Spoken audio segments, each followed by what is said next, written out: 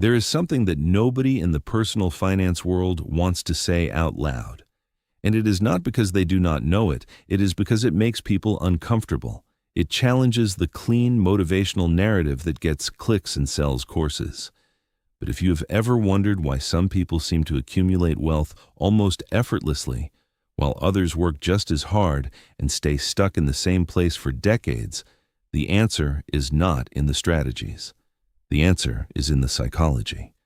And some of that psychology is darker than most people are ready to hear. So if you are ready to go past the surface, stay with me.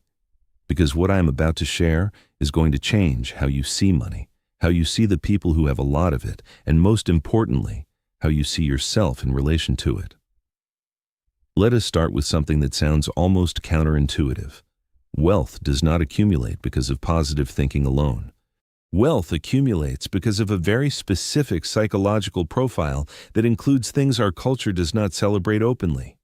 Things like extreme selectivity, emotional detachment, a tolerance for being misunderstood, and a willingness to prioritize a future self over every present relationship and comfort. These are not dark in the sense of evil, but they are uncomfortable.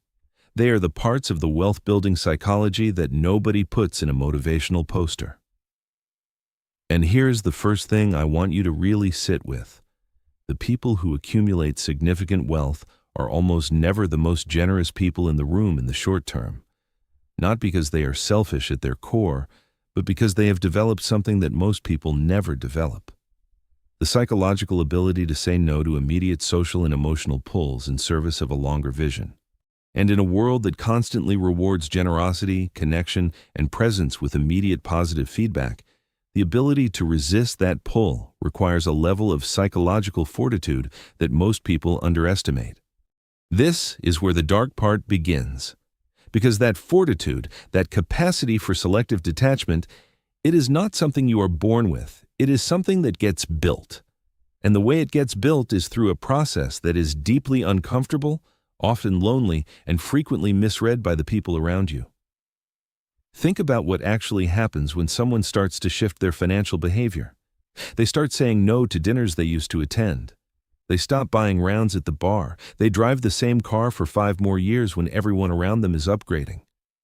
They skip the vacation. They miss the event. They invest money instead of spending it.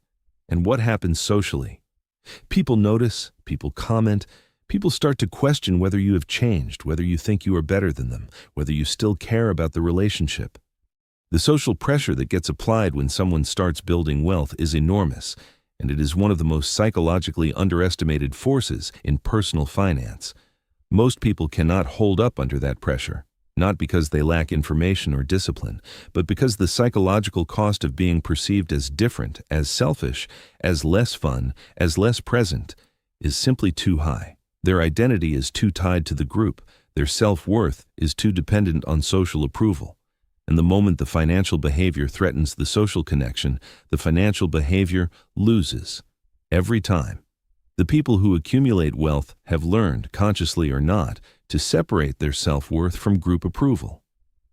They have developed what psychologists call a high internal locus of identity. They know who they are without needing the group to reflect it back to them. And that internal stability is what allows them to absorb the social friction of building wealth without collapsing under it. Now, here is where it gets even more interesting and a little more uncomfortable. Keep watching because this next piece is something most people have never had anyone explain to them directly.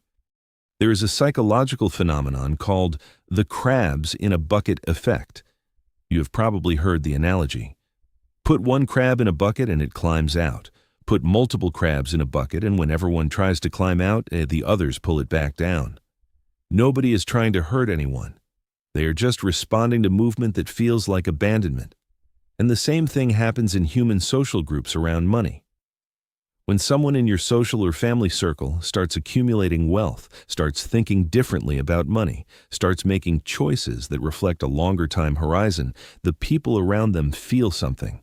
It is not always conscious, it is not always malicious, but there is a pull.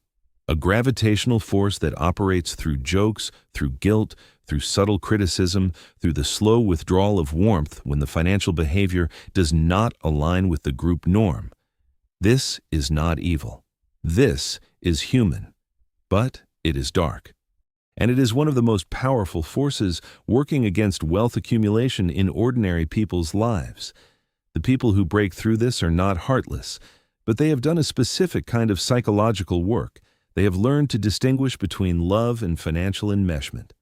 They have learned that you can care deeply about people without letting those people determine your financial trajectory. That distinction, as simple as it sounds, takes years for most people to actually embody. Because it requires you to tolerate being misread. It requires you to let people think the worst of you sometimes and still keep moving in the direction you know is right for your life. Let me tell you about another layer of this psychology that almost nobody talks about. The role of shame in financial behavior.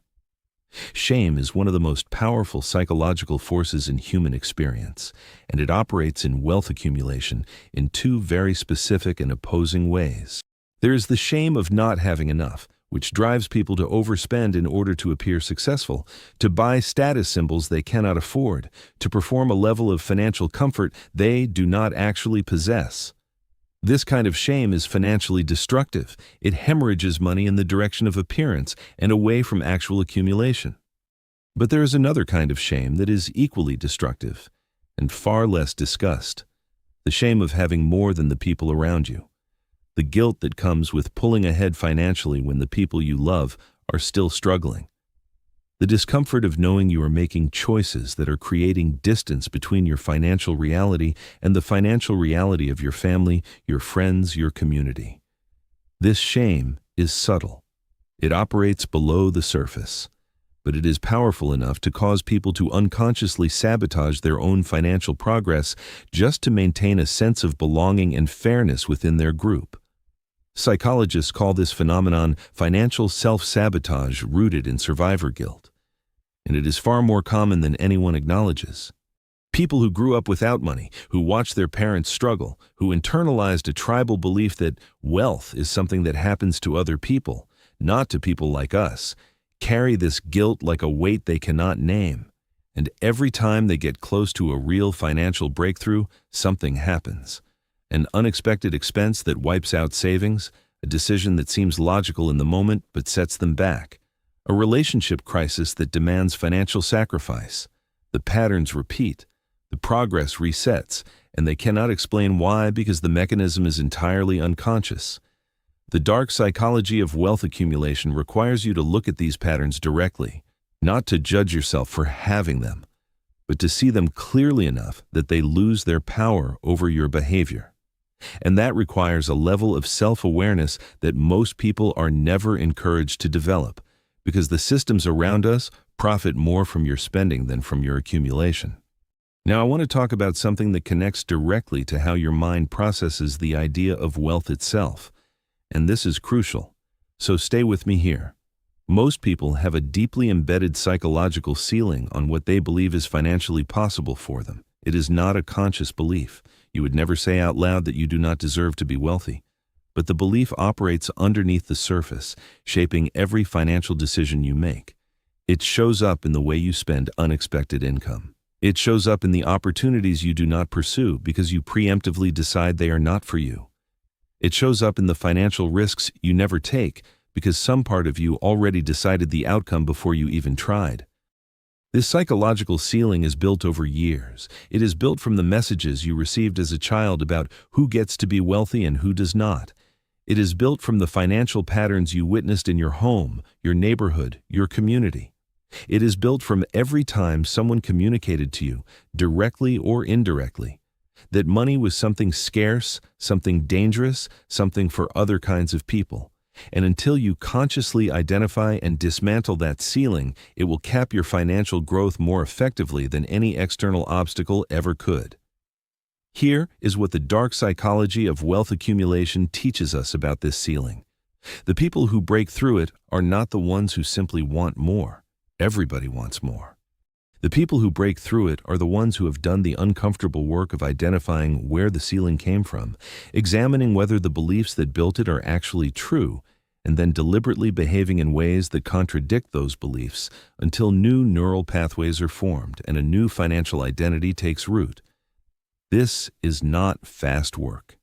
It is not comfortable work, and it is not the kind of work that produces immediate visible results, which is exactly why most people never do it. Because we are wired for immediate feedback. We are wired to measure progress by what we can see and feel right now. An identity level change is invisible for a long time before it becomes undeniable. Let us talk about control. Because control is one of the most psychologically loaded concepts in the context of wealth, and most people do not realize how much their relationship with control is costing them. There is a specific type of psychological profile that tends to accumulate wealth consistently. And one of its defining characteristics is a very high need for control over personal resources. This is not control in the domineering sense. It is control in the sense of an extremely strong resistance to giving other people power over your financial decisions and financial energy. It is the person who reads every contract before signing it, who asks uncomfortable questions before writing a check, who is deeply reluctant to enter financial arrangements that leave them dependent on someone else's choices.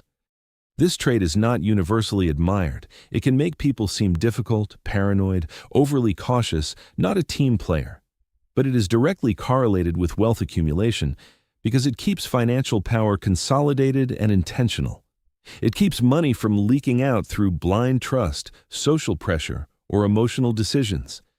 And in a world that constantly pressures you to trust the system, follow the advice, go along with the group financial wisdom, the psychological capacity to question and maintain independent control is a significant financial advantage.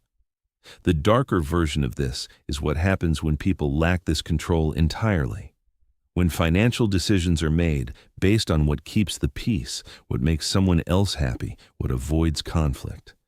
When money is handed over, invested badly, lent out without structure, spent to manage someone else's emotions, because saying no felt psychologically impossible. This pattern, making financial decisions based on emotional management rather than financial logic, is one of the most common and most quietly devastating patterns in financial behavior, and it is rooted entirely in psychology, not in financial literacy. Now let us bring this to a place that is deeply personal, because everything we have talked about so far only matters if it connects to your actual life, your actual patterns, your actual psychology. Think about the last 3 significant financial decisions you made. Not the small everyday ones, the ones that actually moved the needle on your financial situation in one direction or the other. Now ask yourself honestly, how many of those decisions were made from a clear, rational, long-term perspective, and how many of them were made from an emotional place, from fear, from guilt, from social pressure, from the need to feel something in the moment, from the desire to be loved or accepted or to avoid conflict? Most people, if they are completely honest with themselves, will find that the majority of their significant financial decisions have an emotional fingerprint all over them. And that is not a moral failure, that is a human reality. But it is a reality that has a financial cost. And the dark psychology of wealth accumulation is ultimately about seeing that cost clearly, taking responsibility for the patterns that create it, and doing the uncomfortable, unglamorous work of rewiring those patterns at the source. Because here's the truth that underlies all of this. Wealth does not discriminate based on intelligence or effort or how much you deserve it. Wealth accumulates in alignment with psychology. It flows toward specific belief systems, specific behavioral patterns, specific emotional relationships with money and with self. And when your psychology is aligned with accumulation, things start to happen. Not magically, not overnight, but consistently, directionally, in a way that compounds over time into something real. The dark part is that getting your psychology aligned requires you to look at the parts of yourself you would rather not look at. The limiting beliefs you have been carrying for decades, the emotional patterns that have been masquerading as rational decisions, the social dynamics that have been quietly determining your financial ceiling. The shame, the guilt, the fear, the identity attachments that have been running your financial life from the background without your conscious permission. That is the work. And it is not comfortable, but it is the most financially valuable work you will ever do. Because once you do it, once you actually shift the psychology, the strategies become almost secondary. Because you are no longer fighting yourself every time you try to implement them. You are finally moving in the same direction as your own mind. The people who accumulate real wealth are not necessarily smarter than you.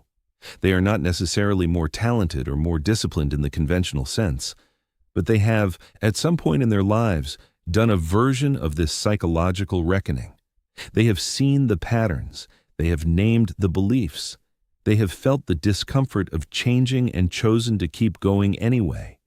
And that choice, repeated over and over in small, invisible moments, is what separates the people who talk about building wealth from the people who actually do it. You now have a clearer picture of what that psychology actually looks like. Not the sanitized motivational version, the real version, with all of its discomfort and friction and social complexity intact. And my hope is that seeing it this clearly makes it feel more possible, not less. Because understanding the real obstacle is always the first step toward actually clearing it. If any of this landed for you today, if something here made you stop and think about your own patterns in a new way, I want you to know that this channel exists specifically to go deeper into this territory, the psychology of money, of behavior, of the beliefs that shape our financial reality in ways we rarely see clearly. There is so much more to explore together, and I genuinely want you here for all of it. Subscribe if you have not yet, because the conversations we are building here are exactly the kind that most people never get to have. And go check out the other videos on this channel, because what you just watched is only the beginning of what is available to you here. The next layer is already waiting. Until next time.